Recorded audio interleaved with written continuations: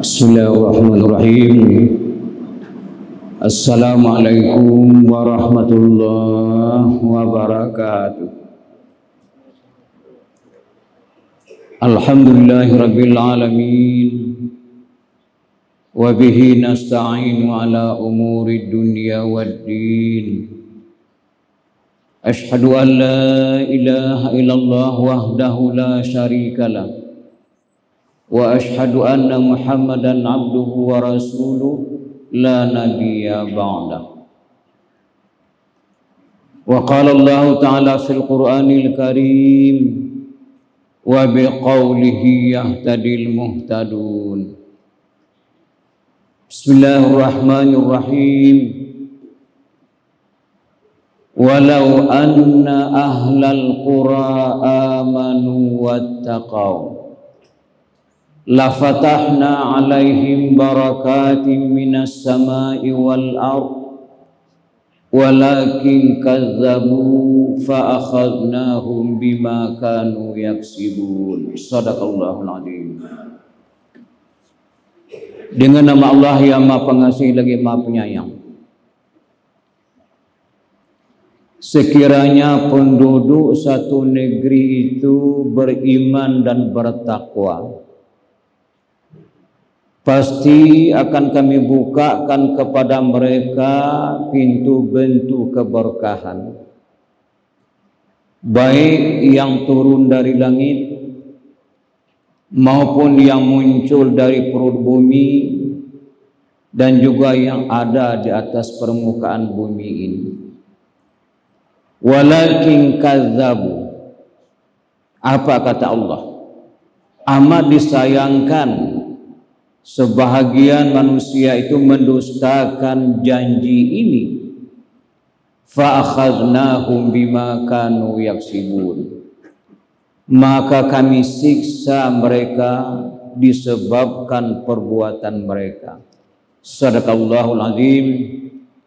Surah Ibrahim, surah Al-A'raf ayat 96. Bapak Ibu yang kami hormati, puji dan syukur kita kehadiran Allah Subhanahu wa taala.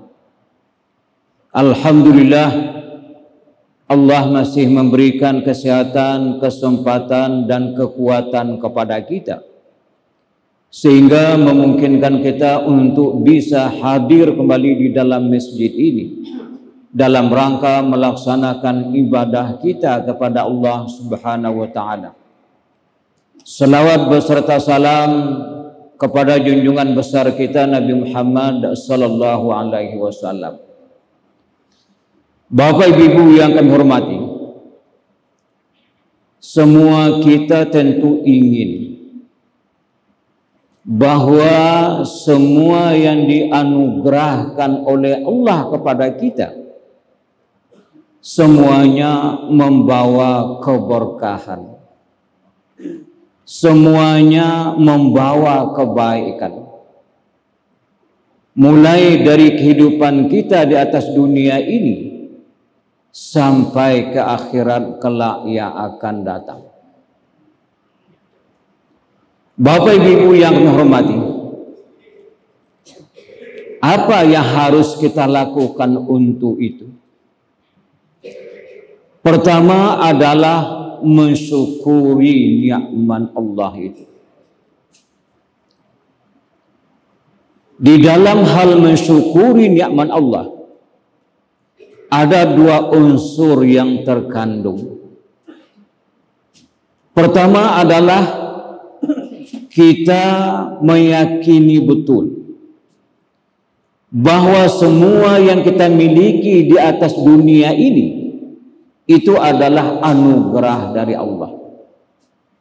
Itu adalah pemberian dari Allah Subhanahu wa taala. Yang kedua ialah bagaimana semua nikmat yang kita terima itu kita pergunakan sesuai dengan petunjuk-petunjuk di dalam syariat agama kita. Semua perintah kita laksanakan, Ini adalah unsur dari syukur kita kepada Allah. Maka oleh sebab itulah semua nikmat yang kita terima dari Allah akan kita pertanggungjawabkan. Allah memberikan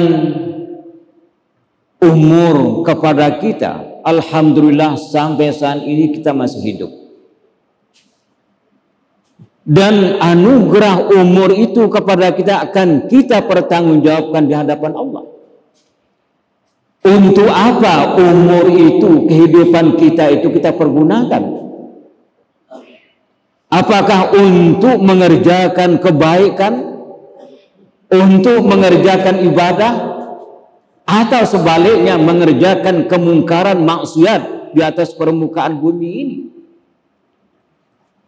Allah memberikan kesehatan kepada kita. Nanti akan kita pertanggungjawabkan untuk apa kesehatan itu kita pergunakan. Sudahkah sesuai dengan ketentuan syariat agama kita? Kemudian ilmu yang diberikan kepada kita juga akan diminta pertanggungjawaban di hadapan Allah nanti. Untuk apa ilmu itu kita pergunakan? Sudahkah sesuai dengan aturan syariat agama kita? Sudahkah kita pergunakan ilmu itu untuk menolong orang lain untuk berbuat kebaikan? Semuanya akan kita pertanggungjawabkan di hadapan Allah Subhanahu wa taala. Bapak Ibu yang kami hormati, sebahagian kita mungkin masih mempunyai orang tua. Ini adalah nikmat yang besar. Sampai umur sekarang ini masih ada orang tua kita. Agama kita telah memerintahkan wabil walidaini ihsana. Cobalah syukuri nikmat itu bagaimana? Berbaktilah kepada kedua orang tua kamu, kata Allah. Bapak Ibu yang kami hormati, kalau yang kita perbuat itu bukan bakti kita kepada orang tua, maka juga tentu dosa balasannya pasti akan diberikan oleh Allah kepada orang itu. Salah satu kisah di dalam syariat agama kita, salah seorang sahabat namanya Alqamah. Alqamah ini diberikan harta yang begitu banyak oleh Allah. Kemudian satu waktu dia membelikan makanan. Setelah sampai ke rumah, kepada siapa yang dulu diberikannya makanan ini adalah kepada istri dan anak-anaknya. Kemudian dilihat oleh orang tuanya, ibunya yang sudah tua, bahwa Alqamah itu memberikan makanan lebih dulu dari ibunya kepada istri dan anak-anaknya. Melihat kenyataan yang seperti itu, maka satu pukulan kepada orang tuanya. Hibah hati orang tuanya, sedih orang tuanya, menangis orang tuanya melihat perbuatan Alqamah yang seperti itu. Sehingga orang tuanya mendendam kepada anaknya Alqamah itu. Kemudian satu waktu Alqamah jatuh sakit dan sampai ke sakaratul maut.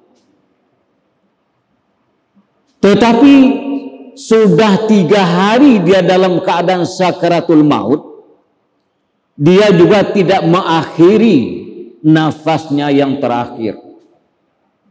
Dia tidak meninggal. Artinya begitu lama cukup dia menderita di dalam keadaan sakaratul maut itu. Kemudian sahabat menceritakan kepada Rasulullah, "Ya Rasulullah, Sekarang saudara kita Alqamah sedang sakit. Dia sakratul maut sudah 3 hari ya Rasulullah. Akhirnya Rasulullah datang kepada Alqamah melihat Alqamah. Setelah itu Rasulullah menanyakan ada enggak ibunya. Apa kata sahabat yang lain? Masih ada ya Rasulullah. Kemudian dipanggilkan ibunya ini. Apa yang ditanyakan oleh Rasulullah kepada ibunya? Pernahkah anak ibu ini barangkali juga memukul ibu? Tidak ya Rasulullah. Apakah pernah Alqamah ini menyakiti hati ibu? Kalau itu iya ya Rasulullah. Saya mendendam melihat perbuatannya yang mendahulukan istri dan anaknya, memberikan makanan yang saya senangi ya Rasulullah dari saya sendiri. Apa kata Rasulullah? Ibu, lihatlah anak ibu sekarang dalam sakratul maut. Maukah ibu memaafkan kesalahan anak ibu ini? Melihat Alqamah yang sudah 3 hari dalam sakratul maut, apa kata ibunya? Ya Rasulullah, sekarang saya maafkan anak saya ini. Setelah ibunya mengatakan memaafkan kesalahan Alqamah, langsung Alqamah menghembuskan nafas yang terakhir. Inilah satu kisah dalam agama kita yang perlu kita renungkan di dalam kehidupan kita. Apalagi bagi kita yang masih orang tuanya masih ada.